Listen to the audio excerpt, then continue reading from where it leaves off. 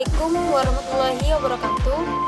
Saya Aminatul Zuriyah, nomor MPM 044 dari kelas 4A, Prodi Ekonomi Syariah. Baik, di sini saya akan menjelaskan tentang pengertian zakat, sejarah pensyariatan zakat, dalil-dalil dari zakat, pembagian zakat, dan hikmah pensyariatan zakat. Yang pertama, pengertian zakat. Zakat adalah kata bahasa dari Arab, yaitu az-zakah. Ia adalah masdar dari fi'il madi zakah yang berarti bertambah, tumbuh, dan berkembang. Ia juga bermakna suci. Dengan makna ini Allah berfirman, artinya, sungguh beruntung orang yang mensucikan hatinya. Quran Surah Asy-Syams ayat 9. Dari istilah fikih, zakat ialah sebuah ungkapan untuk seukuran yang telah ditentukan dari sebagian harta yang wajib dikeluarkan dan diberikan kepada golongan orang-orang tertentu. Ketika kita telah memenuhi syarat-syarat yang ditentukan, harta ini disebut zakat karena sisa harta yang dikeluarkan dapat berkembang lantaran barokah dari orang yang menerimanya. Dan juga karena harta yang dikeluarkan adalah kotoran yang membersihkan harta dari syubhat dan mensucikannya dari hak-hak orang lain di dalamnya. Dan dari pengertian di atas sangat jelas bahwa orang yang mengeluarkan sebagian hartanya untuk zakat akan dapat menambah kesuburan harta dan memperoleh keberkahan dan rahmat dari Allah, serta mendapatkan kesucian diri dari hartanya. Selain itu, hartanya akan senantiasa tumbuh dan berkembang menjadi lebih banyak, dan harta yang dimiliki akan selalu beres dan dijauhkan dari berbagai macam mudarat. Yang kedua, sejarah pensyariatan zakat. Pada dasarnya kewajiban zakat bukan khusus umat Islam. Zakat telah disyariatkan kepada umat-umat terdahulu dalam Islam. Pensyariatan zakat dilakukan dalam beberapa fase. Pada periode Makkah sebenarnya telah turun ayat-ayat tentang perintah zakat. Di antaranya adalah firman Allah yang artinya, dan orang-orang yang dalam hartanya tersedia bagian tertentu bagi orang miskin yang meminta dan orang yang tidak mempunyai apa yang tidak mau minta. Quran Surah Al-Ma'arij ayat 24-25. Ibnu Hajar Al-Asqalani mengatakan bahwa mengenai awal turunnya perintah zakat terdapat perselisihan pendapat di kalangan ulama. Ibnu Huzaimah dalam sahihnya mengatakan bahwa kewajiban zakat turun sebelum hijrah. Menurut pendapat yang sahih dan menjadi pendapat mayoritas ulama, pensyariatan zakat terjadi pada tahun ke-8 setelah Rasulullah SAW melakukan hijrah dan hijrah dari Mekah ke Madinah. Dalil-dalil zakat. Ya, yang pertama, artinya dirikanlah sholat dan tunaikanlah zakat. Quran Surah Al-Baqarah ayat 43.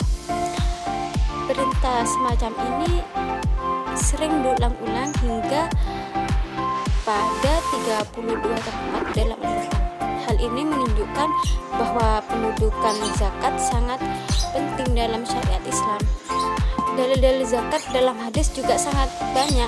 Dalam hadis yang disepakati sahihnya Al-Mutarraq alaih disebutkan bahwa Rasulullah SAW bersabda kepada Mu'ad ketika diutus ke Yaman, ia berkata, jika mereka taat, maka kabarkanlah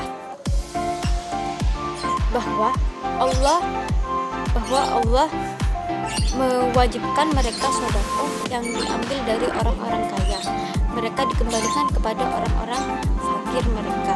Selanjutnya pembagian zakat. Yang pertama, zakat fitrah.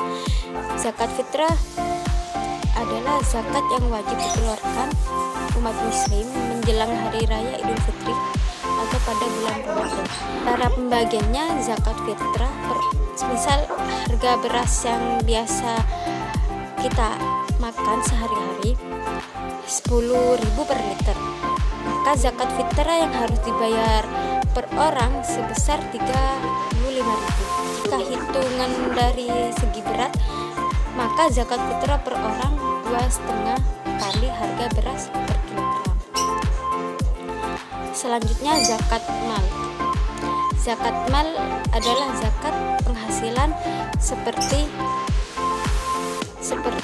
hasil pertanian, hasil pertambangan, hasil laut, hasil perniagaan, hasil ternak, hasil temuan, dan lain sebagainya.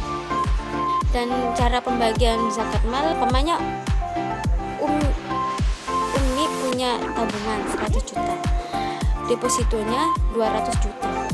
Rumah kedua yang dikontrakkan senilai 500 juta dan emas perak senilai 200 juta. Total harta yang dimiliki yaitu 1 miliar. Semua harta sudah dimiliki sejak 1 tahun lalu. Misalnya begini, harga 1 gram emas sebesar 600.000, maka batas nisab zakat mal 85 kali 600.000, jadi 51 juta.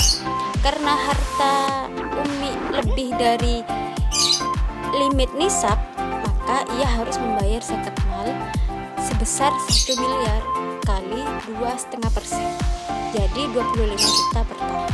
Selanjutnya hikmah pensyariatan zakat.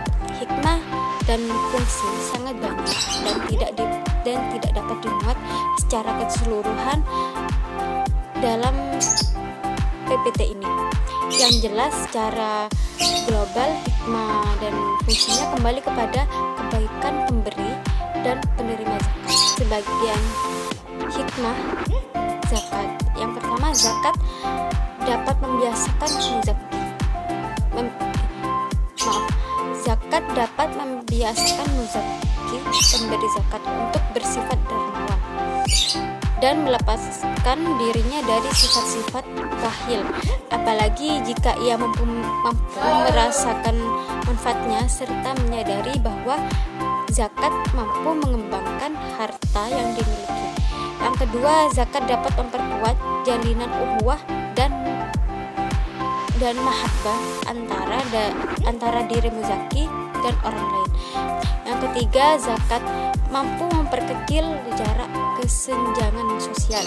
Yang keempat, zakat mampu mengetaskan kemiskinan yang akhirnya memperkecil angka pengangguran dan membangkitkan geliat perekonomian. Yang kelima, zakat adalah sarana yang paling manjur dalam mensucikan hati dari sifat-sifat dengki, hasud, dan dendam. Jadi kesimpulannya, kewajiban zakat adalah keajaiban Islam. Uraian-uraian di atas adalah di antara bukti-bukti akan hal itu. Tidak ada satupun syariat Islam yang tidak memberikan kesejahteraan kepada umat.